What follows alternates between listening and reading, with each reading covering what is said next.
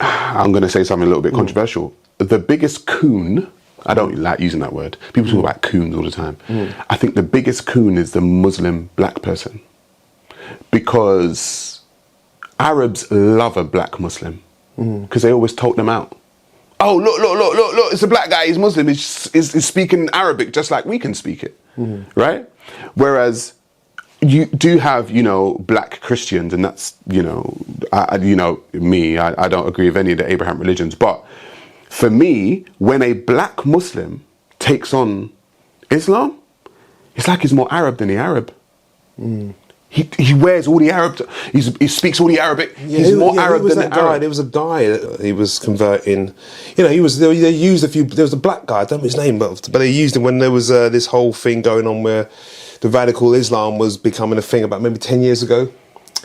And I don't know what his name was, but yeah, he was very much an outspoken black guy. And I was very surprised to find that he was actually Jamaican. Yeah, I mean, that's why I would say, for me, I don't adhere to any of the Abraham religions, and we can go into that. But I just think what needs to be spoken more about is the fact that black people's first enslaver was a Muslim Arab. It's very important to people to know that, because we do kind of focus a lot on the transatlantic slave trade. And that thing was that the sub-Saharan slave trade, wasn't it? Yeah, that's what they call it. And there was one, the Indian, was it one was in the Indian Ocean, or the Indian Ocean? Yeah, slave there was trade? over the Indian Ocean and over that side. And black people have been...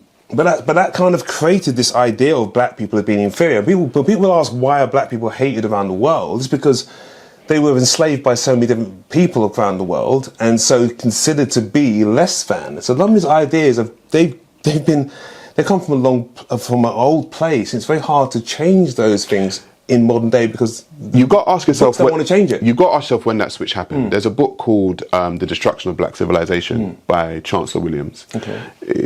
I'll call it my Bible, because I read it. It's on my dresser. I just read it when I need to know something. But I've read it a couple of times, and you have to understand that everything goes in cycles. So black people at one time, Nubia, Egypt, were seen as, oh my God, these people are so amazing. If you go to people like Homer, who is a Greek historian, you go to people like Herodotus, you go to Diodorus, you go to all of these ancient Europeans, they speak of black people in glowing... Socrates, all they speak. They all went to Egypt and Nubia to learn. Right. Yep. They learned the philosophies in Africa. They go to... So black people have not always been seen as less than. It was a gradual thing for them to be seen as less than, as their society. How did it change? Because their societies, because societies rise and fall.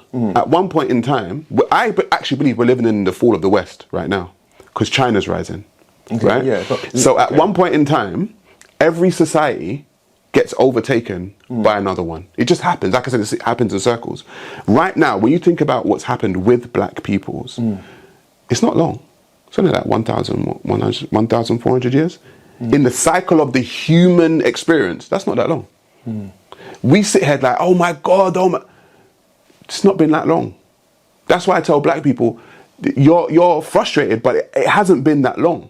Everyone gets pushed down to some degree at some point in time, because I studied human history, in the cycle of human history. What, you think Greeks were always a great civilization? No, in Europe they were seen as barbarians to some degree. Do you know what I mean? But now look, Europe's at its height. Everything happens in cycles. Right now, the Chinese are coming. Now, there's a time where every civilization can never ever see their downfall. They always think they're going to be on top forever. The Egyptians thought that. Sure they did. When they had the 3 big pyramids with the gold caps on top, and they must have thought they were never going to ever be out of power.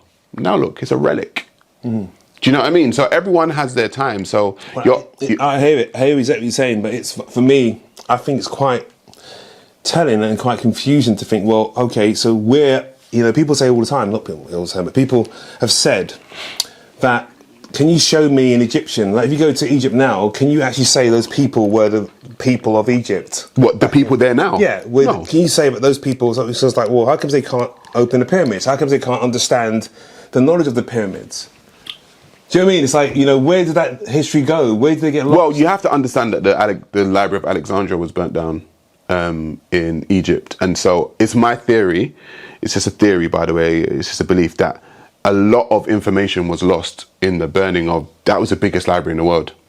Hugest library in the world. So with the burning of the Alexandria Library... Who burned it again? It was... Was it Napoleon? I forget. Mm-hmm. I forget who done it. You can look it up now, actually. No, it's fine. I'll put it up in the... But I forget who burnt it. But the Alexandria Library was burnt down. And I think a lot of knowledge was lost within that. Okay, well, I want to know